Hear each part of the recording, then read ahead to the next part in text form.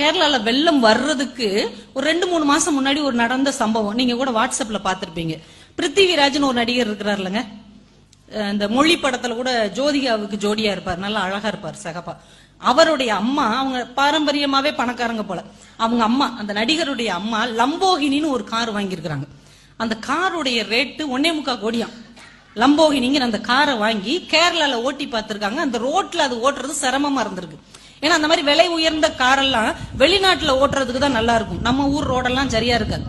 உடனே அந்த அம்மா என்ன பண்ணிருக்காங்க, எம்எல்ஏ எம்பி எல்லாம் போய் கம்ப்ளைண்ட் பண்ணிருக்காங்க. என்ன ரோடு வச்சிருக்கிற நீ, 1.25 கோடிக்கு நான் கார் வாங்கிட்டு வந்திருக்கிறேன், அதை ஓட்ட முடியல, ரோடெல்லாம் ஒழுங்கா போடு அப்படின்னு கம்ப்ளைண்ட் பண்ணிட்டு வீட்டுக்கு வந்துட்டாங்க.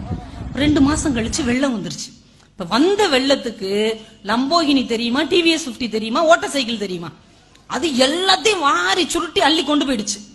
1.5 கோடி ரூபா காரும் போச்சு, பைக்கு போச்சு, எல்லாமே போயிருச்சு. இப்ப இந்த அம்மா அந்த வெள்ளத்துல எப்படி வெளியில வந்தாங்க தெரியுமா? வாட்ஸ்அப்ல நிறைய பேர் பார்த்திருப்பீங்க. நம்ம ஊர்ல இந்த ஆடி மாசம் மாரியம்மன் கோயில்ல கூழ் காய்ச்சுவாங்கல்ல, இந்த ரம்ஜானுக்கு எல்லாம் பிரியாணி செய்வாங்க பாருங்க, பாய் வீட்டுல ஒரு பெரிய அண்டா, அந்த அண்டாவை வச்சு அந்த அம்மாவை அண்டாவுக்குள்ள உட்கார வச்சு அது ஒரு கொடையை பிடிச்சிட்டு இப்படியே உட்கார்ந்துருக்கு அண்டாவுக்குள்ள.